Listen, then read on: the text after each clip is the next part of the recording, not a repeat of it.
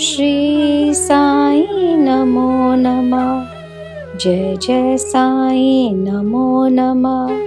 सद्गुरु साई नमो नमः। Om Sai Ram. By the grace of Baba's blessings, I have been given this opportunity to read the Sri Sai Sat Charitra for all of you. Om Sai Ram. Today, we will be reading chapter 28, Sparrows Drawn to Shirdi, Lakshmi Chand, Burhanpur Lady and Megha. Preliminary. Sai is not finite or limited. He dwells in all beings from ants and insects to the god Brahma. He pervades all. Sai was well versed in the knowledge of the Vedas as well as in the science of self-realization. As he was proficient in both these, he was well fitted to be the Sadguru. Anyone, though learned, but not able to awaken the disciples and establish them in self-realization, does not deserve to be called a Sadguru. Generally, the worldly parents give birth to the body, but death invariably follows life. But Sadguru does away with both life and death, and so he is more kind and merciful than anybody. Sai Baba often said that, let his man, devotee, be at any distance, 1,000 kos away from him, he will be drawn to Shirdi like a sparrow, with a thread tied to its feet. This chapter describes the stories of 3 such sparrows. Lala Lakshmi Chand.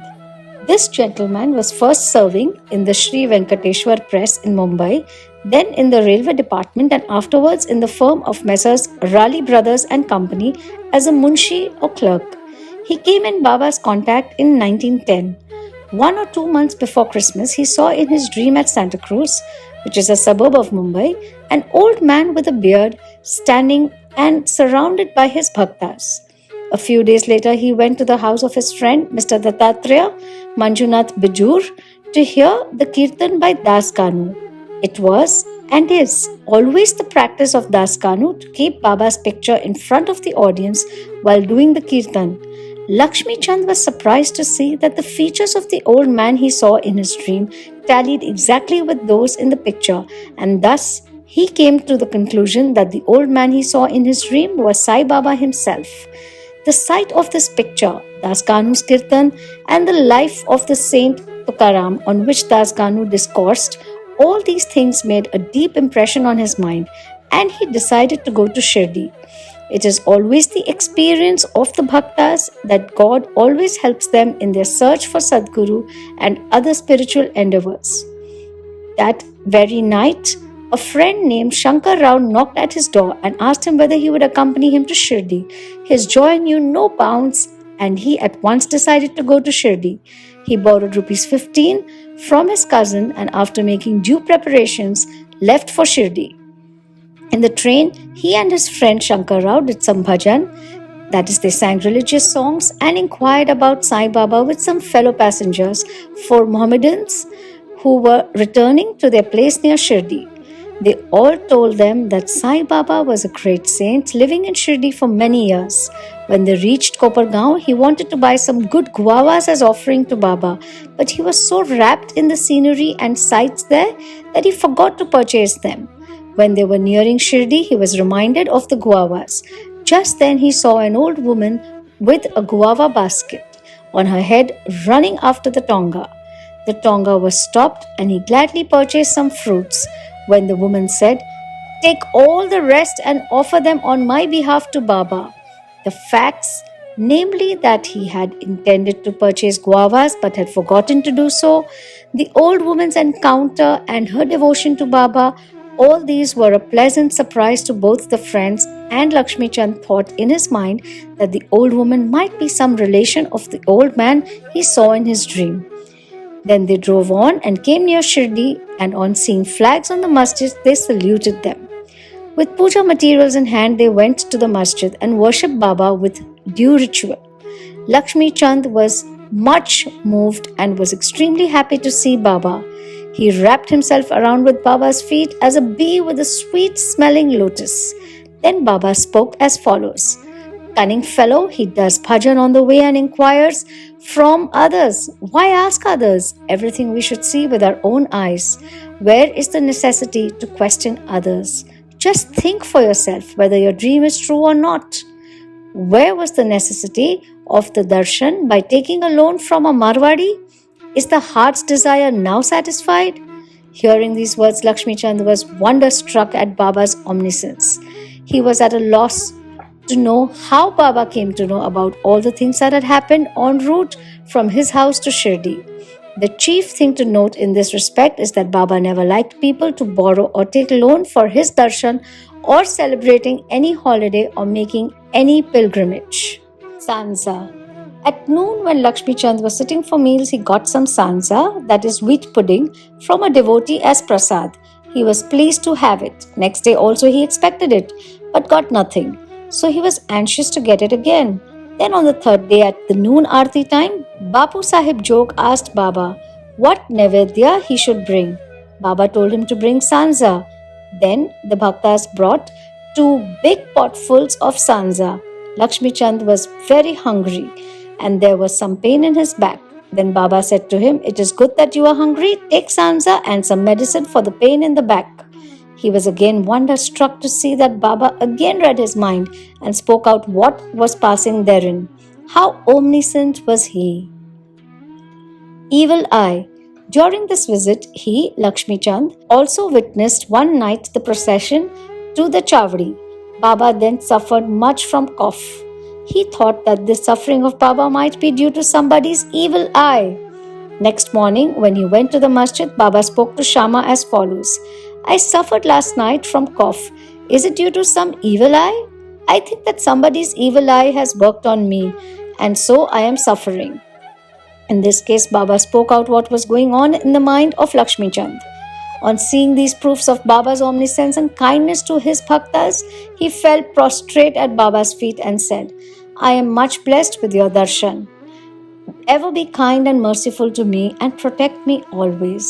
There is no other God to me in this world except you.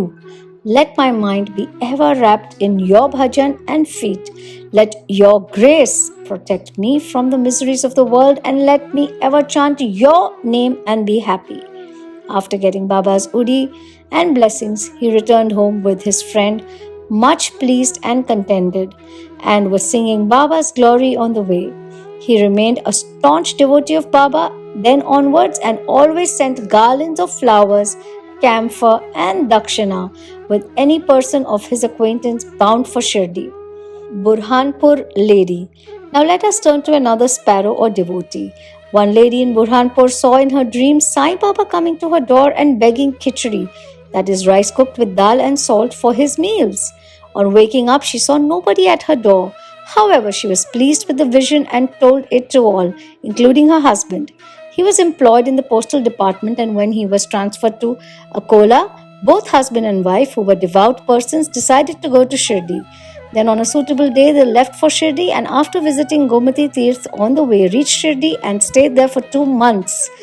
Every day they went to the masjid, worshipped Baba and passed their time happily. The couple came to Shirdi to offer khichdi as nevedya, but for the first 14 days, somehow or the other, it could not be offered. The lady did not like this delay or tardiness.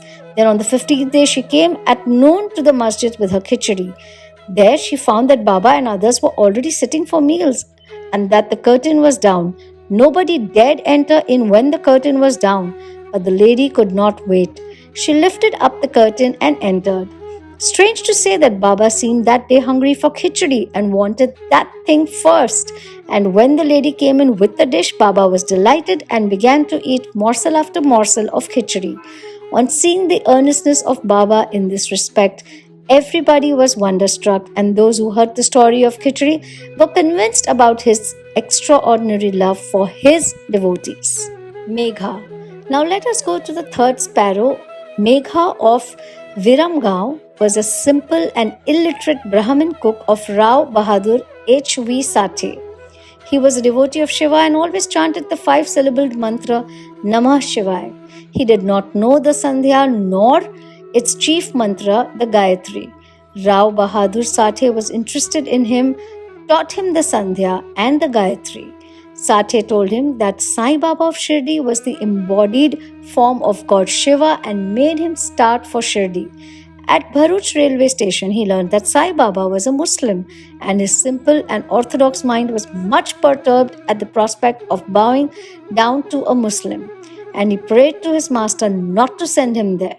His master, however, insisted on his going there and gave him a letter of introduction to his, that is Sathe's father-in-law, Ganesh Damodar alias Dada Kelkar at Shirdi to introduce him to Sai Baba.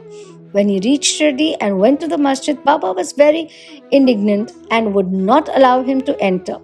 "Kick out the rascal," roared Baba, and then said to Megha, "You are a high caste Brahmin and I am a low Muslim. You will lose your caste by coming here. Just get away."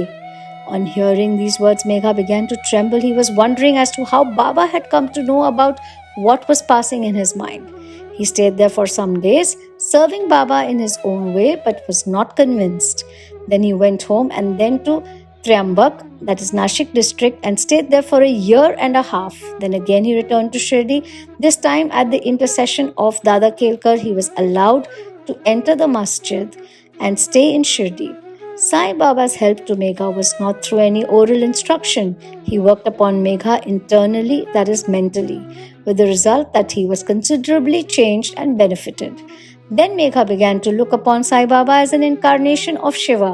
In order to worship Shiva, bay leaves are required, and Megha used to go miles and miles every day to bring them and worship his Shiva, that is Baba. His practice was to worship all the deities in the village and then come to the masjid. And after saluting Baba's Gadi, that is Asan, he worshipped Baba, and after doing some service, that is shampooing his legs, drank the washings, that is the teeth of Baba's feet. Once it so happened that he came to the masjid without worshipping Khandoba, as the door of the temple was closed. Baba did not accept his worship and sent him back again, saying that the door was open then. Megha went, found the door open, worshipped the deity, and then returned to Baba as usual. Ganges bath. On one Makar Sankranti day, Megha wanted to besmear the body of Baba with sandal paste and bath him with Ganges water. Baba was first unwilling to undergo this, but at his repeated request, he consented. Megha had to traverse a distance of 8 kos, that is going and returning, to bring the sacred water from the Godavari river. He brought the water, made all the preparations for the bath at noon, and asked Baba to get ready for the same. Then Baba again asked him to be spared from this bath, saying that as a fakir he had nothing to do with Ganges water. But Megha did not listen to him. He knew that Shiva is pleased with Abhishek, that is the sacred bath, on that auspicious day. Baba then consented, came down and sat on a wooden board, and projecting his head said, "O Megha, do at least this favor. Head is the most important organ of the body, so pour the water over that only. It is equivalent to the whole bath." "All right," said Megha, and lifting the water pot up began to pour it on the head. But in doing this, he was so much overwhelmed with love that he cried out, "Har Har Gange," that is, "Hail Goddess Ganga," and emptied the pot on the whole body. He kept the pot aside and began to look at Baba. But to his surprise and amazement, he found that only Baba's head was drenched, while the body quite dry. Trident and Pindi. Megha worshipped Baba at 2 places. That is, in the masjid, he worshipped Baba in person, and in the Vada, Baba's big picture given by Nana Sahib Chandorkar. This he did for 12 months. Then, in order to appreciate his devotion and confirm his faith, Baba gave him a vision. One morning, when Megha was still lying down on his bed with eyes closed but internally awake, he saw clearly Baba's form. Baba, knowing him to be awake through akshata, that is rice grains marked red with kumkum, and said, "Megha, draw a trident," and disappeared. Hearing Baba's words, he eagerly opened his eyes, saw no Baba there but only rice grains spread here and there. He then went to Baba, told him about the vision, and asked permission to draw trident. Baba said, "Did you not hear my words asking you to draw trident? It was no vision but direct order. My words are always pregnant with meaning and never hollow." Megha said, "I thought you woke me up, but all the doors were closed, so I was doubtful and thought it to be a vision." Baba rejoined, I require no door to enter, I have no form. I always live everywhere. As a wire puller, I carry on all the actions of the man who trusts me and merges in me. Megha returned to the Vada and drew a red trident on the wall near Baba's picture. Next day, a Ramdasi Bhakta came from Pune, saluted Baba and offered him a pindi, that is a phallic image of Shiva. At this time, Megha also turned up there. Baba said to him, See, Shankar has come. Protect, that is, worship him now. Megha was pleasantly surprised to see Pindi. Also in the Vada, Kaka Sahib Dikshit was standing with a towel on his head after having taken his bath and was remembering sighing when he saw a Pindi in his mental vision. While he was wondering about this, Megha came and showed him the Pindi presented to him by Baba. Dixit was happy to know that this Pindi exactly tallied with the one he saw a few minutes before in his vision. In a few days, after drawing of the trident was complete, Baba installed the Pindi near the big picture which Megha was worshipping. The worship of Shiva was dear to Megha, and by the drawing of the trident and the installation of the Pindi, Baba confirmed his faith therein. After continuous service of Baba for many years, doing regular worship and arti every noon and evening, Megha passed away in 1912. Then Baba passed his hands over his mortal remains and said, This was a true devotee of mine. Baba also ordered that at his own expense, the funeral dinner should be given to the Brahmins, and this order was carried out by Kaka Sahib Dikshit. Bow to Sri Sai, peace be to all. Om Sai Ram. Footnotes: Om Namah Shivaya. One course is equal to 3 miles, which is equal to 4.8 kilometers. Om Sai Ram. With folded hands, I humbly request Sai Baba to please forgive me for any mistake that I might have made while reading this chapter. Om Sai Ram.